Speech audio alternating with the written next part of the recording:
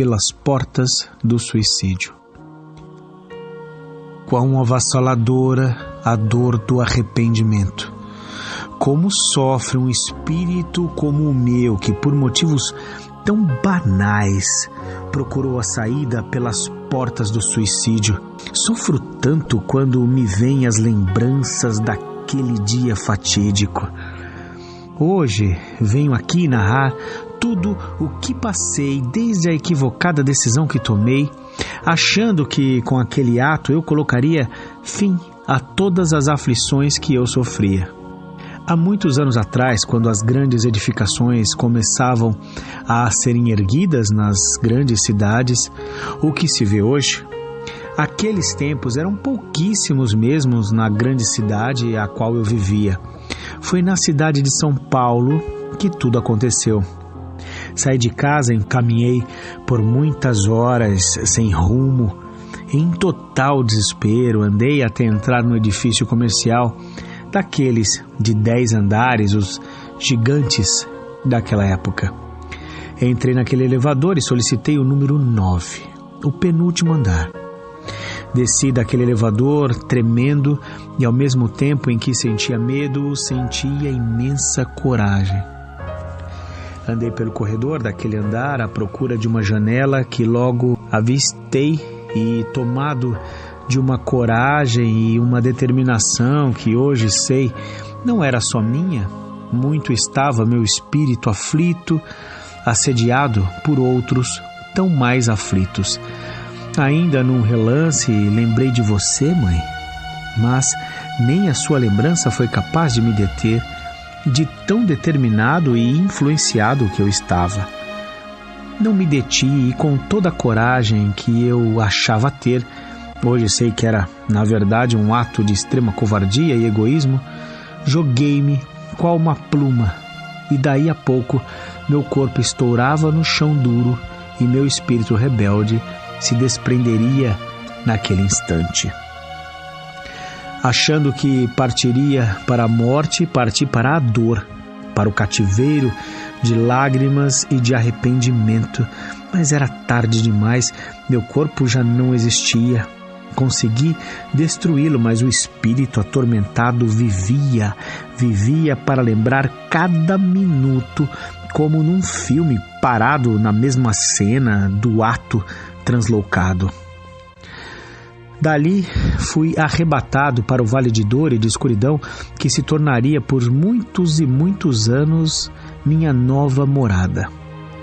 Como sofri naquele lugar escuro que me causava imenso pavor, ali no meio de criaturas terríveis que se arrastavam, que se contorciam em dores atrozes, onde a música era o ranger de dentes, o pranto, os gritos daqueles infelizes iguais a mim mesmo.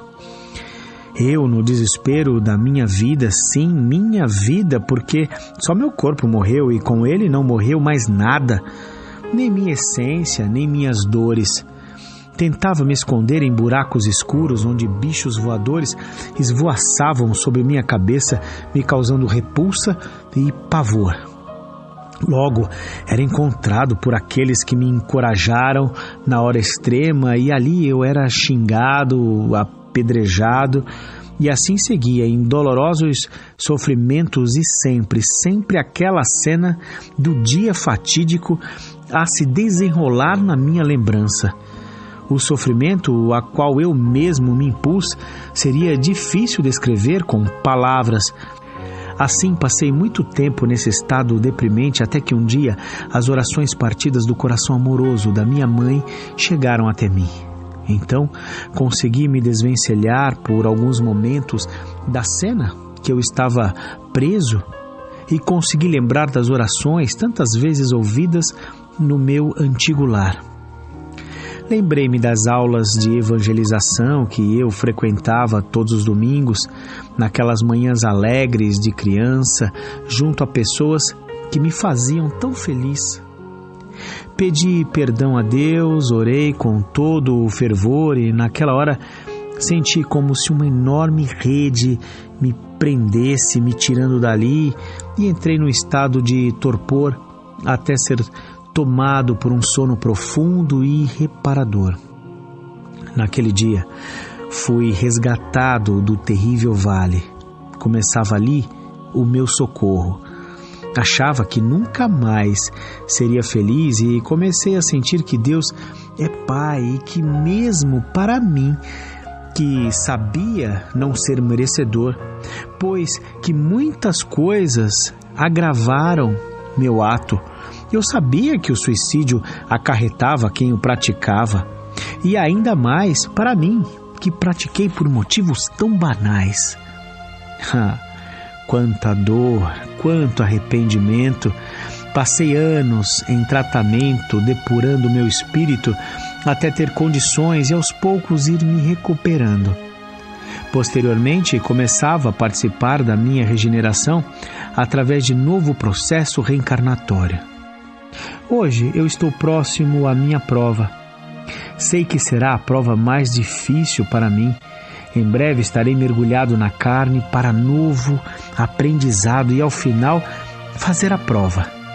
Passarei por problemas de verdade e terei que provar que não sucumbirei. Parto com enorme esperança de ser vencedor, de ser aluno dedicado e conseguir com isso uma ótima nota nessa prova. Creio na bondade infinita de Deus e na ajuda incondicional de espíritos amorosos que me ajudarão a vencer. Peço a Deus que me fortaleça e me auxilie para usar meu livre-arbítrio a meu favor e a favor de quantos cruzarem meu caminho. Preciso sair vencedor.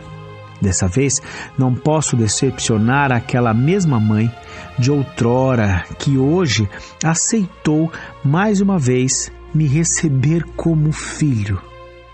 Agradeço a Deus pelo anjo de amor e bondade que Ele me deu e que eu chamarei de mamãe.